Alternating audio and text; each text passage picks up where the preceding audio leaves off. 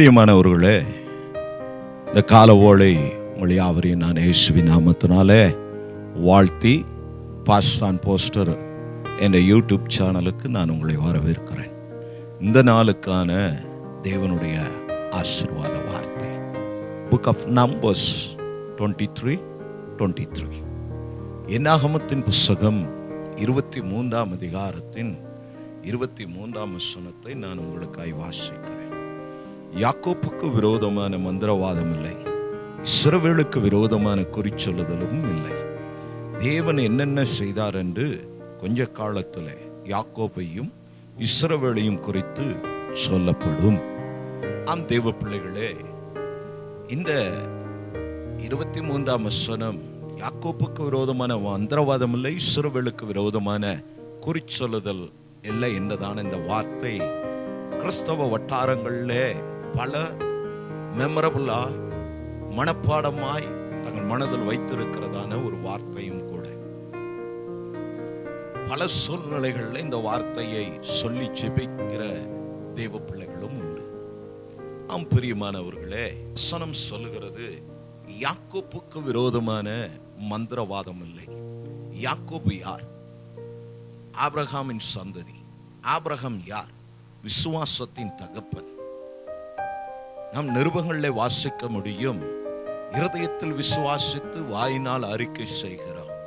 அந்த விசுவாச சந்ததிகளுக்கு, அந்த விசுவாச சந்ததியில் வந்ததான ஆபிரகாமின் பேரனாகிய யாக்கோப்பின் சந்ததிகளுக்கு கர்த்தர் கொடுத்த வாக்குத்தத்தம் இன்றும் கர்த்தராகிய கிறிஸ்து இயேசுவின் நாமத்தினாலே இந்த ஆபிரகாமின் சந்ததிகளிலே கர்த்தர் நம்மை சேர்த்ததற்காய் கர்த்தருக்கு மகிமையும் சோத்திரமும் உண்டாவதாக.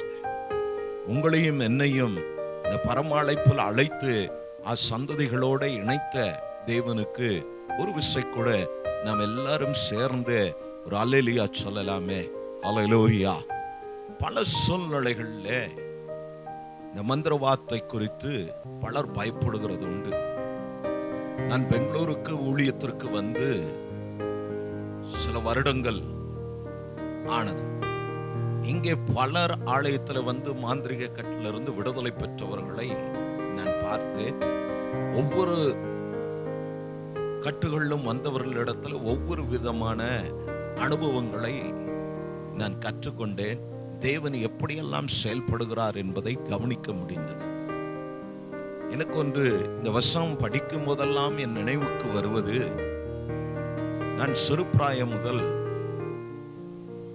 நான் ஒரு ஸ்கூல்ல படித்து கொண்டு இருந்தேன். என்னோடு கூட ஒரு நண்பனும் படித்தான். காலங்கள் போக நாங்கள் வெவ்வேறு இடங்களுக்கு படிப்புக்காக கடந்து போய் பின்பு தொடர்பு இல்லாமல் போனது. ஏறக்குறைய 8 வருடங்களுக்கு பின்பு நாங்கள் ஒருவரை சந்தித்தோம். அப்பொழுது நான் அவனை கேட்டேன், என்ன பண்ணுகிறாய் என்று. நான் சொன்னேன், நான் பாஸ்டரா இருக்கிறேன், இதுபோல ஐநாவர பகுதியிலே நான் ஊழியத்தை செய்து கொண்டிருக்கிறேன், இப்போ உங்க வீடு கட்டுகிறேன் என்று சொன்னேன். ஆம் தேவ பிள்ளைகளே, அவன் சொன்னான், நான் நம்ம ஊர்லே நான் BE முடித்தேன், பின்பு லண்டன் போய் நான் ME முடித்து விட்டு அங்கே கொஞ்சம் காலம் வேலை செய்து பொழுது திருமணமானது, 2 பிள்ளைகள் இருக்கிறார்கள், என் மனைவி நல்ல கவர்மெண்ட் ஜாப்ல இருக்கிறார் என்று சொன்னார். இப்பொழுது நான் எங்கே பிள்ளைகளுக்கோசரம் நான் இங்கே இருக்கிறேன், இங்கே நான் ஒரு வேலை செய்கிறேன் என்று சொன்னார். நல்லது. கிறிஸ்துவின் அன்பை குறித்து நான் சொன்னேன்.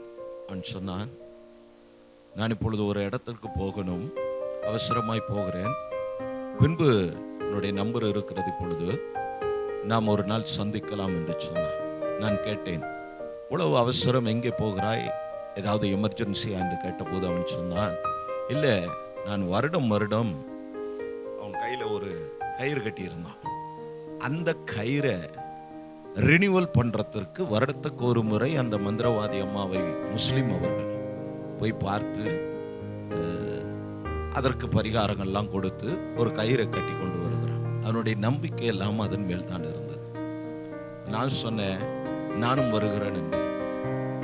ஓ நீ கிறிஸ்டியன், நீ அங்கெல்லாம் வரலாமான்னா, தாராளமாக நான் வருவேன் என்று சொல்லி அவனோடு கூட போய் அங்கே நான் நின்றேன். அந்த அம்மா வந்தது, யார் என்று கேட்டது, என் நண்பர் என்று சொன்னார். நான் முன்பே சொல்லிவிட்டேன், நான் கிறிஸ்டியன், நான் பாஸ்டர் என்று எந்த காரியத்தையும் அங்கே சொல்லாத, நண்பர் என்று மாத்திரம் சொல்லுன்றேன். அதை போல் சொன்னான். அவர்கள் வீட்டினுடைய முன்பு முஸ்லிமுக்கான எல்லா அறிகுறிகளும் உண்டு.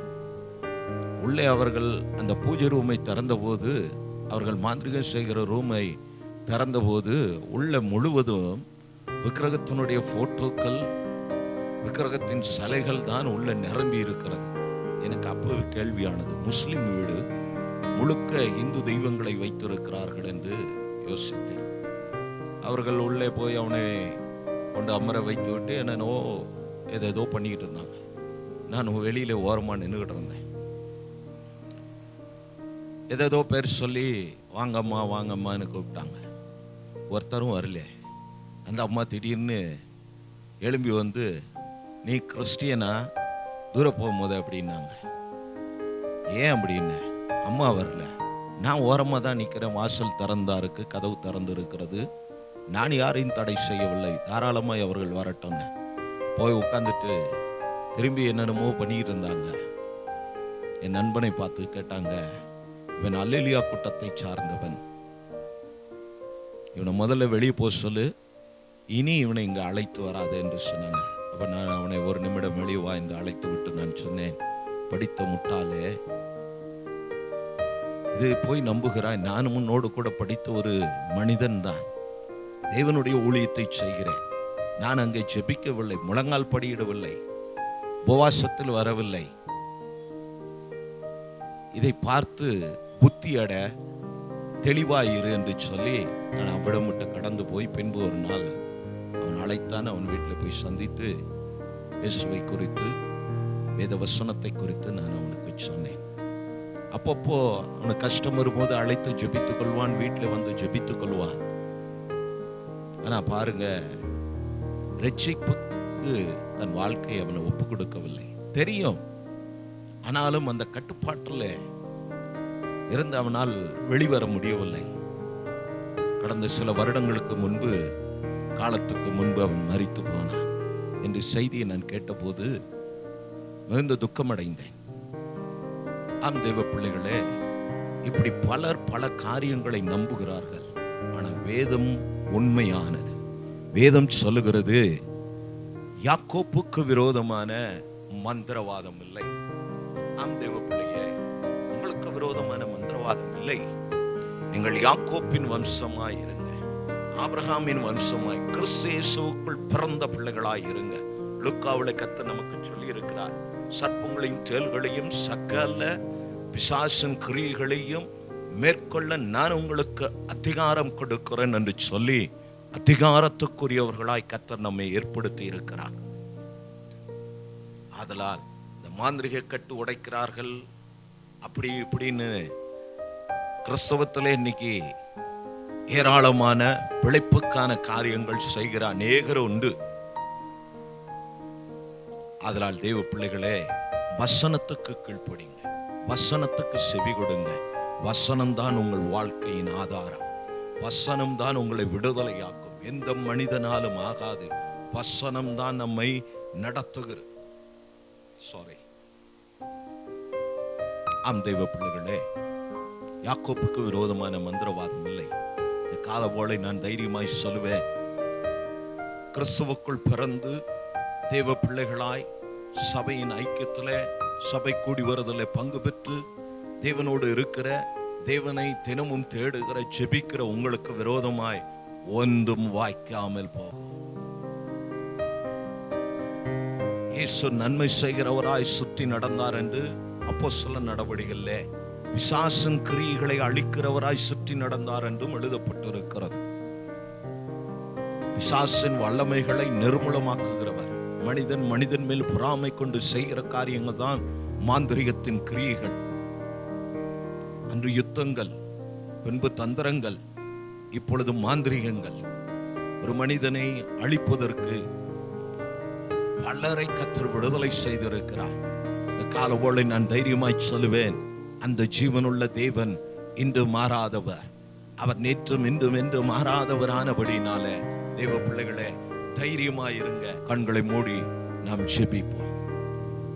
நல்ல பிதாவே, இந்த வேளைக்காய் ஸ்தோத்திரம். இந்த காலவோளை யாக்கோப்புக்கு விரோதமான மந்திரவாதம் இல்லை, சிறுவேளுக்கு விரோதமான குறிச்சொல்லுதல் இல்லை என்று சொல்லி ஆண்டவரே உம்முடைய வசனம் தெளிவாய் எங்களுக்கு போதிக்கிறதற்காய் ஸ்தோத்திரம்.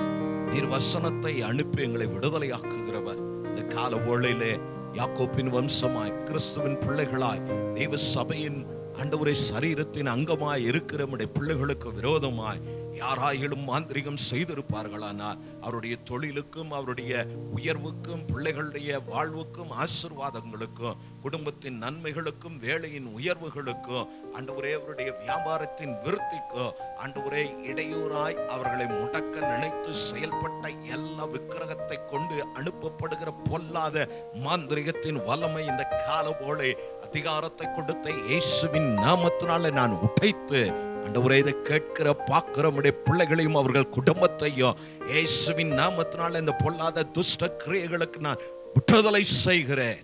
விடுவிக்கப்படுவார்களாக. ஆண்டவரே பிள்ளையாம் கூலிக்காக தன் ஜனத்தை சபிக்க நின்றபோது அவன் வாயை ஆசீர்வாதத்துக்கு நேராய் திருப்பி ஆசீர்வாதத்தை அவன் வாயிலிருந்து அறிக்கையிட செய்த தெய்வம் இவர்களுக்கு முன்பு எழும்புகிற வல்லமைகள் நிர்மூலமாகி இவர்களும் இவர்கள் குடும்பமும் பிள்ளைகளும் இவர்கள் ஆவி ஆத்துமா சரீரமும் இவர்களுக்கு கொடுத்த எல்லா உடைமைகளும் பாதுகாக்கப்படட்டும். ஒன்றும் வாய்க்காத போகட்டும். சுகித்து வாழ்ந்திருக்க உதவி செய்யும். நல்ல சாட்சிகளை கேட்க உதவி செய்யும். இயேசுவின் நாமத்தினாலே ஆமென். ஏதாகிலும் ஜெப குறிப்புகள் இருக்குமானால் நீங்கள் தாராளமா எங்களுடைய வாட்ஸ்அப் நம்பருக்கு அதை தெரியப்படுத்துங்க. நாங்கள் உங்களுக்காய் ஜெபிக்கிறோம். கர்த்தர் உங்களோடு இருப்பாராக. கர்த்தர் உங்களை ஆசீர்வதிப்பாராக. நன்றி.